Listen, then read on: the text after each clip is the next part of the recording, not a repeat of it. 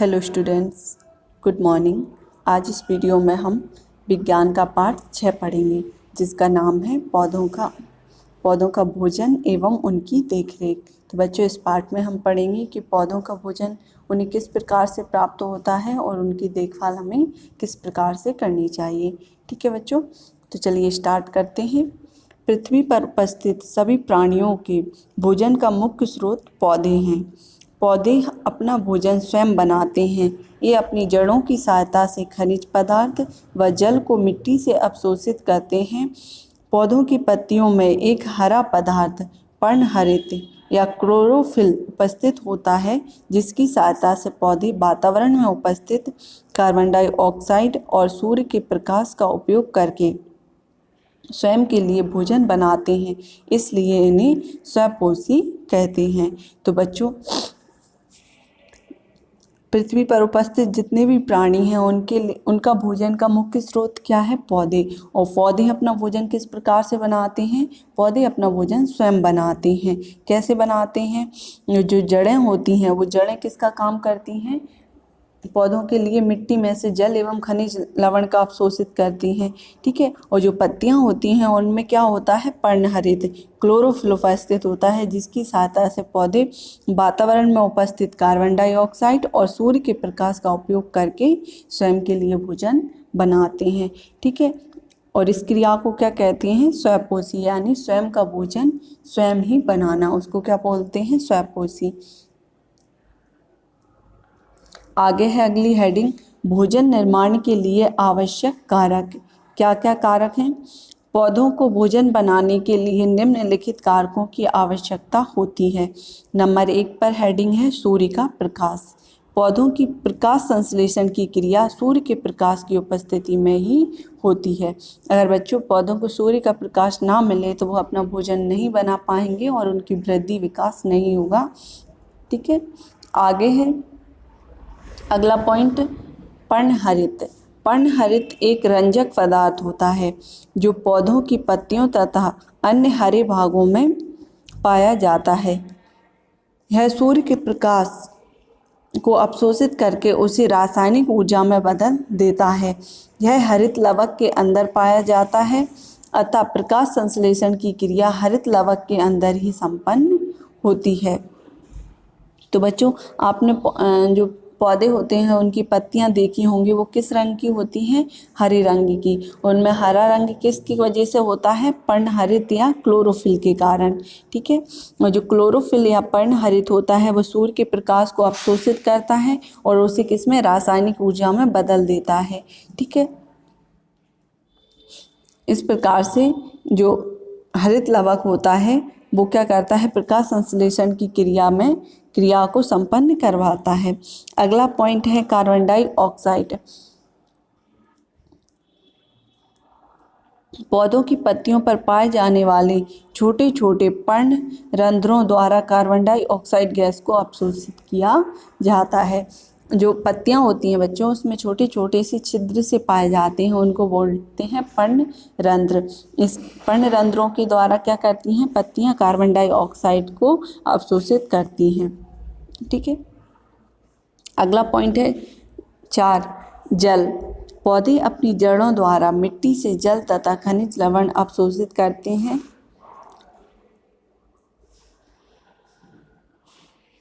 यह जल प्रकाश संश्लेषण तथा अन्य क्रियाओं में काम आता है। तो जल कहाँ से प्राप्त होता है पौधों को? भूमि के अंदर से। ठीक है। और जो जड़ें होती हैं वो जल को अवशोषित करती हैं। ठीक है बच्चों। आगे दिया हुआ है प्रकाश संश्लेषण की क्रिया। अगली हेडिंग है प्रकाश संश्लेषण की क्रिया। पौधों की हरी पत्तियां जल, कार्बन डाइऑक्साइड और सूर्य के प्रकाश की उपस्थिति में भोजन निर्माण का कार्य करती हैं। पत्तियों द्वारा भोजन निर्माण की इस क्रिया को ही प्रकाश संश्लेषण कहा जाता है। ठीक है बच्चों। आगे है प्रकाश संश्लेषण की क्रिया में हरित लवक के अंदर उपस्थित पर्णहरित प्रकाश को अवशोषित करके उसे रासायनिक ऊर्जा में बदल देता है। यह रासायनिक ऊर्जा जल तथा कार्बन डाइऑक्साइड को शर्करा में बदलने के काम आती है। इस प्रक्रिया में ऑक्सीजन गैस का भी निर्माण होता है। ठीक है बच्चों। किस गैस का निर्माण होता है इस क्रिया में, प्रकाश संश्लेषण की क्रिया में? ऑक्सीजन गैस का। ठीक है।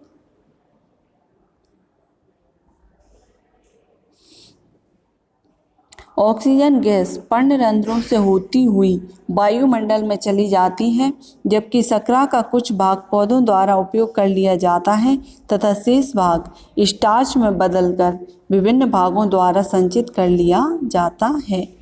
ठीक है बच्चों, तो किस किस का निर्माण होता है यहाँ पर? शर्करा, ऑक्सीजन और स्टार्च का। जो ऑक्सीजन होती है वो पत्तियों की जो रंध्र होते हैं, पर्णरंध्र, उनके द्वारा बाहर वायुमंडल में निकाल दी जाती है, और जो शर्करा होती है उसे जो पौधे होते हैं वो ग्रहण कर लेते हैं और कुछ शर्करा स्टार्च में बदल जाती है। ठीक है। प्रकाश संश्लेषण की प्रक्रिया को निम्न समीकरण द्वारा लिखा जा सकता है। समीकरण किस प्रकार से लिखेंगे बच्चों? कार्बन डाइऑक्साइड प्लस जल, फिर यहाँ पर एरो का निशान लगाएंगे, ऊपर पर्णहरित, नीचे सूर्य का प्रकाश, इधर साइड में लिखेंगे शर्करा और ऑक्सीजन। ठीक है। किस किस का निर्माण होता है? शर्करा और ऑक्सीजन का। तो कार्बन डाइऑक्साइड प्लस जल,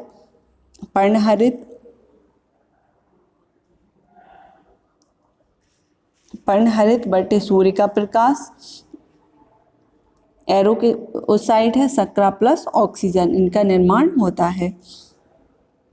आगे दिया हुआ है पत्ती की संरचना। पत्ती की संरचना किस प्रकार से होती है? पत्ती प्राय एक पतले डंठल द्वारा तने अथवा शाखा से जुड़ी रहती है, जिसे पर्णवृत्त कहते हैं। पत्ती का चपटा हुआ भाग पर्णफलक या पर्णदल कहलाता है। तो बच्चों जो पत्ती होती है उसका जो बीच का भाग होता है, चपटा भाग, जो इस प्रकार से पत्ती में दिखाई दे रहा है, इसको क्या बोलते हैं? पर्णफलक या पत्रदल। ठीक है। आगे है पत्ती का ऊपरी नुकीला सिरा पर्णशीर्ष कहलाता है। तो बच्चों जो ऊपर का सिरा होता है ये वाला, ये क्या कहलाता है? पर्णशीर्ष। ठीक है। पर्णवृत्त से पर्णशीर्ष एक मोटी नली दिखाई पड़ती है, जिसे मुख्य सिरा या फिर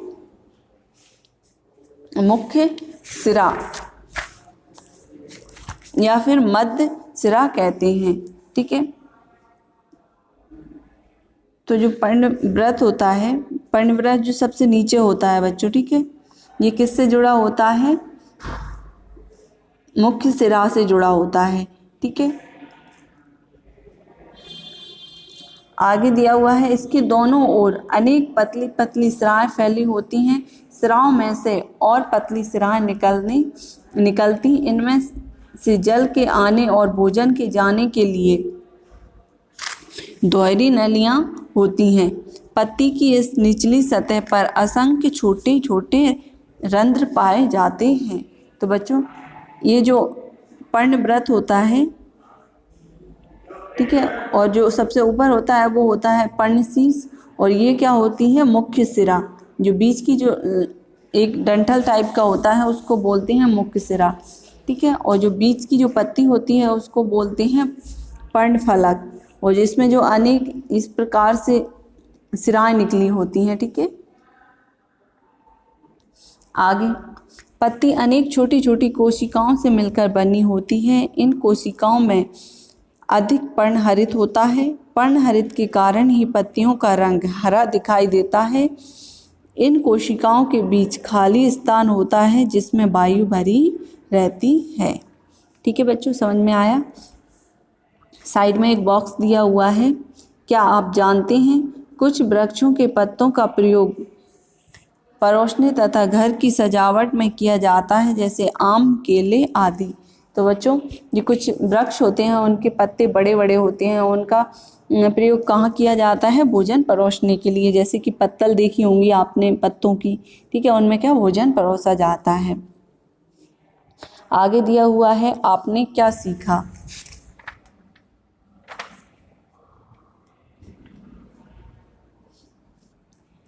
आपने क्या सीखा। पहला प्रश्न है इसमें, पौधे अपनी जड़ों द्वारा मिट्टी से क्या अवशोषित करते हैं। तो इसका उत्तर होगा बच्चों जल तथा खनिज लवण। पौधे जड़ द्वारा मिट्टी से क्या अवशोषित करती हैं, जल तथा खनिज लवण। दूसरा प्रश्न है, प्रकाश संश्लेषण की प्रक्रिया में किस गैस का निर्माण होता है। तो प्रकाश संश्लेषण की क्रिया में बच्चों किस गैस का निर्माण होता है, ऑक्सीजन गैस। ठीक है, आगे चलते हैं। पौधों द्वारा अपने भोजन का उपयोग। पौधों की पत्तियों के अंदर भोजन का निर्माण होता है। पौधे इस भोजन का उपयोग अनेक प्रकार से करते हैं, जैसे पहला पॉइंट है, पौधे अपने भोजन के कुछ भाग का उपयोग ऊर्जा उत्पन्न करने के लिए करते हैं।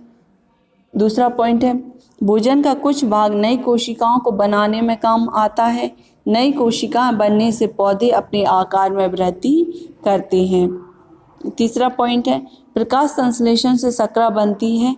पौधे इसका उपयोग स्वयं की वृद्धि अथवा टूट फूट की मरम्मत के लिए करते हैं। अगला पॉइंट है, भोजन का शेष भाग पौधों के विभिन्न भागों में स्टार्च के रूप में संचित रहता है अथवा आवश्यकता पड़ने पर पौधे इस भोजन का उपयोग करते हैं। ठीक है,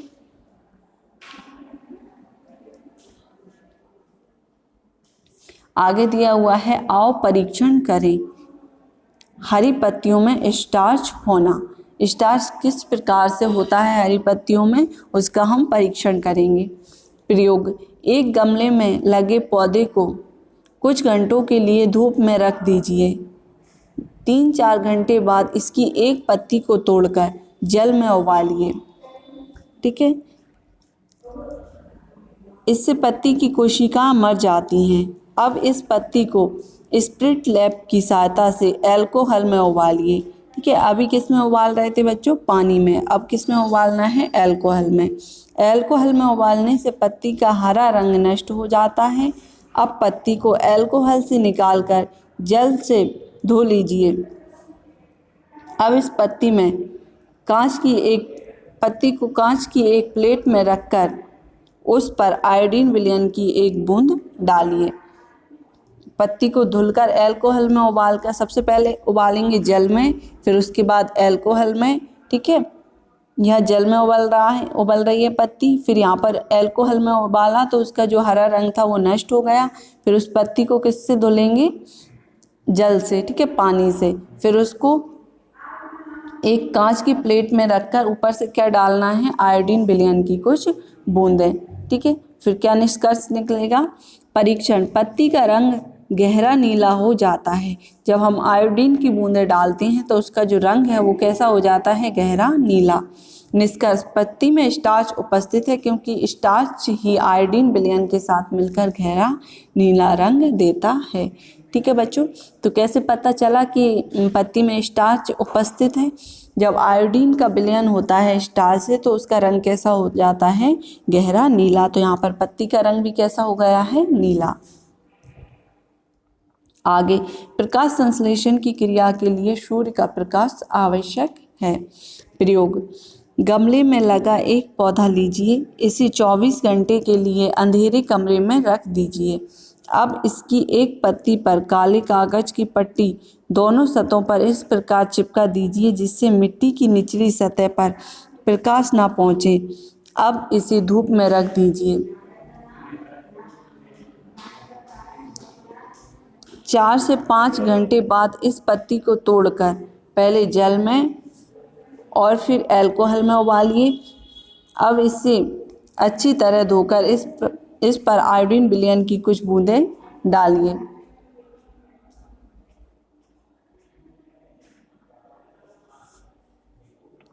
तो बच्चों यहाँ पर क्या प्रक्रिया है, जो एक पत्ती है उस पर एक पट्टी बांधनी है ब्लैक कलर की दोनों साइड से। ठीक है, और फिर उसको 4 से 5 घंटे धूप में रखना है। ठीक है, उसके बाद उस पत्ती को तोड़कर पहले किस में उबालना है, जल में, फिर उसके बाद अल्कोहल में, और फिर पत्ती को धुलकर फिर उस पर क्या डालना है, आयोडीन की कुछ बूंदें। ठीक है, फिर क्या निष्कर्ष निकलता है, निरीक्षण, पत्ती के काले काले कागज की पट्टी के नीचे दबा भाग नीला नहीं होता, जबकि इसका शेष भाग गहरा नीला हो जाता है। तो बच्चों क्या निष्कर्ष परीक्षण में क्या पता चलता है कि जिस भाग पर हमने पट्टी बांधी थी उसका रंग नीला नहीं हुआ और बाकी का जो भाग है उसका रंग कैसा हो गया है, नीला। क्योंकि निष्कर्ष क्या निकलता है, काली पट्टी से दबे भाग तक प्रकाश नहीं पहुंचा, इसलिए उस भाग में स्टार्च नहीं बना। ठीक है,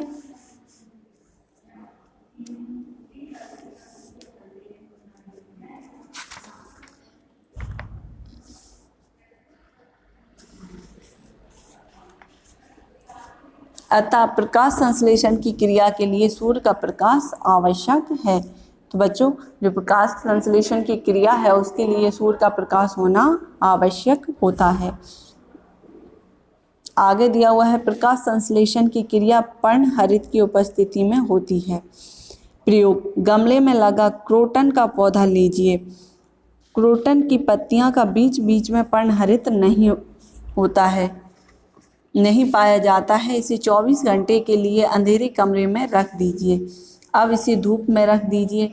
4 से 5 घंटे के बाद इसकी एक पत्ती को तोड़कर पहले जल में और फिर अल्कोहल में उबालिए। अब इसे अच्छी तरह धोकर इस पर आयोडीन विलयन की कुछ बूंदें डालिए।